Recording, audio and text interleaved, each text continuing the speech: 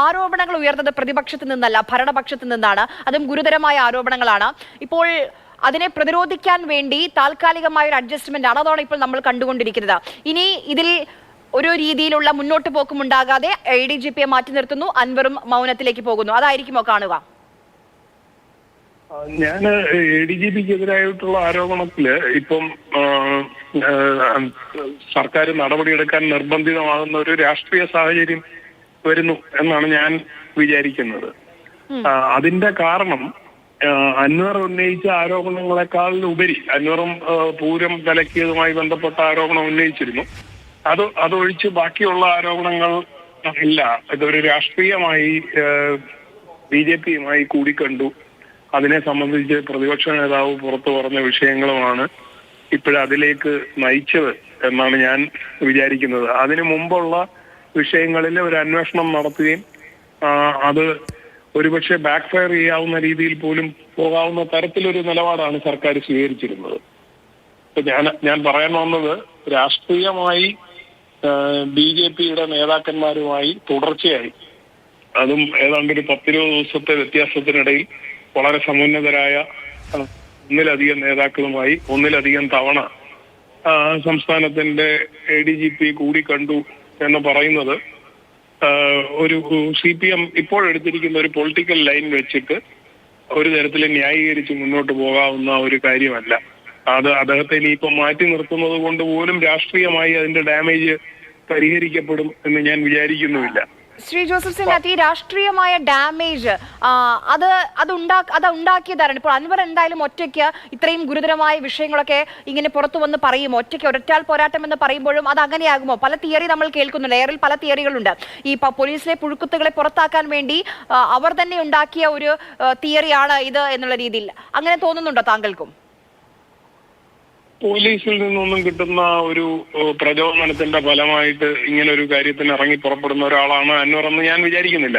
ഞാൻ മനസ്സിലാക്കുന്നത്, അദ്ദേഹം വ്യക്തിപരമായി അദ്ദേഹത്തിന്റെ കുറെ പ്രശ്നങ്ങൾ അത് പോലീസിനോട് ഉന്നയിച്ചപ്പോൾ അദ്ദേഹം പ്രതീക്ഷിച്ച രീതിയിലുള്ള പ്രതികരണം പോലീസിൽ നിന്നുണ്ടായില്ല.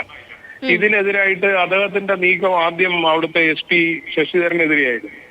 അത് ട്രാൻസ്ഫർ ചെയ്യാനായിട്ട് ആവശ്യപ്പെട്ടിട്ട് അതിൽ മൗനം പാലിച്ചു ശശിയും ADGPയും എന്നുള്ളതാണ് അദ്ദേഹത്തിന്റെ വ്യക്തിപരമായ പ്രകോപനത്തിന്റെ കാരണം എന്നാണ് ഞാൻ വിചാരിക്കുന്നത്. പക്ഷെ അങ്ങനെ പ്രകോപിതനായി നിന്ന അൻവറിന്റെ വായിലേക്ക് രാഷ്ട്രീയമായിട്ടുള്ള ഒരുപാട് കാര്യങ്ങൾ കുത്തിക്കയറ്റുകയും അത് അദ്ദേഹത്തെ കൊണ്ട് പറയിപ്പിക്കുകയും ചെയ്തത് ഈ CPMലെ തന്നെ തൽപര കക്ഷികളാണെന്നും അവർക്ക് പറയാൻ പറ്റാത്ത രാഷ്ട്രീയമായിട്ടുള്ള കാര്യങ്ങൾ സമ്മേളനത്തിന്റെ ഒരു പശ്ചാത്തലത്തിൽ അൻവറിലൂടെ പറയിപ്പിക്കുകയാണ് ചെയ്തതെന്നാണ് ഞാൻ വിചാരിക്കുന്നത്. അപ്പോൾ ആ സാഹചര്യത്തിൽ ഇപ്പോൾ ശശിധരനെ മാറ്റുന്നത് പോലും അൻവറിനെ ഒന്ന് പാസിഫൈ ചെയ്യാൻ വേണ്ടിയാണ്, അല്ലാതെ ശശിധരനെതിരായിട്ടുള്ള ആരോപണം എന്താണ്? ഇപ്പൊ ഒരു പക്ഷേ ADGPയെ മാറ്റി നിർത്തിയേക്കും ശ്രീ ജോസഫ് സി മാത്യു. പക്ഷേ ഇപ്പൊ ഇന്നലെ ഞങ്ങളോട് സംസാരിച്ചപ്പോൾ പോലും ശശി പരാജയമാണെന്ന് ഉറച്ച ശബ്ദത്തിൽ അൻവർ പറയുന്നുണ്ട്. അപ്പോൾ അവിടേക്കും കാര്യങ്ങൾ എത്തേണ്ടതില്ലേ? അതിൽ മാത്രം മൗനം പാലിക്കാൻ കഴിയുമോ പാർട്ടിക്കും സർക്കാരിനും? ശശി പരാജയമാണെന്ന് നമ്മൾ പുറത്തു നിൽക്കുന്ന ഒരുപാട് പേർക്ക് പറയാം. അത് നമ്മുടെ അഭിപ്രായമാണ്. അൻവറിനും അഭിപ്രായം ഉണ്ടാകും. പക്ഷെ അൻവർ CPIM മെമ്പർ അല്ല. CPMന്റെ സമ്മേളന പ്രതിനിധി അല്ലാതിരുന്ന ശശിയെ സമ്മേളനത്തിൽ സംസ്ഥാന കമ്മിറ്റി അംഗമായും പൊളിറ്റിക്കൽ സെക്രട്ടറിയുമായിട്ടും അവരോധിച്ചത് മുഖ്യമന്ത്രിയാണ്.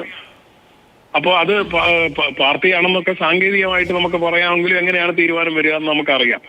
അപ്പോൾ ഞാൻ പറയുന്നത്, അത് പാർട്ടി അംഗീകരിച്ച് അങ്ങനെ അപ്രൂവ് ചെയ്ത ഒരു തീരുമാനമാണ്.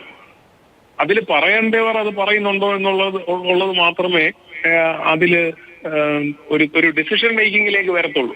പക്ഷെ അൻവർ അവരുടെ സഹയാത്രികനായിട്ട് നിൽക്കുകയും MLA ആയിട്ട് നിൽക്കുകയും ലെജിസ്ലേറ്റീവ് പാർട്ടിയുടെ ഭാഗമായി ഇരിക്കുകയും മുഖ്യമന്ത്രിയുമായി വ്യക്തിപരമായി വലിയ അടുപ്പമുണ്ടെന്നുള്ളതിൽ അഹങ്കരിക്കുകയും ചെയ്തുകൊണ്ടിരുന്ന ഇവർ ഇപ്പോഴിത് ഇറങ്ങി പറയേണ്ടി വരുന്നത് ശത്രുക്കളല്ല പറയുന്നതെന്നും എന്നാൽ സാങ്കേതികമായി അവർ പറയുന്നതിൽ അച്ചടക്കൽ എങ്ങനെ ആരോപിക്കാൻ കഴിയുകയുമില്ല. അങ്ങനെയുള്ള ചില ആൾക്കാരെ തെരഞ്ഞു പിടിച്ച് പറയിപ്പിച്ചതാണ്. അപ്പോൾ പറഞ്ഞാൽ തനിക്ക് വലിയ ഡാമേജ് പറ്റില്ല എന്ന് ഉറപ്പ് കിട്ടിയത് കൊണ്ടാണ് ഇവരൊക്കെ പറയുന്നതെന്നാണ് ഞാൻ വിചാരിക്കുന്നത്.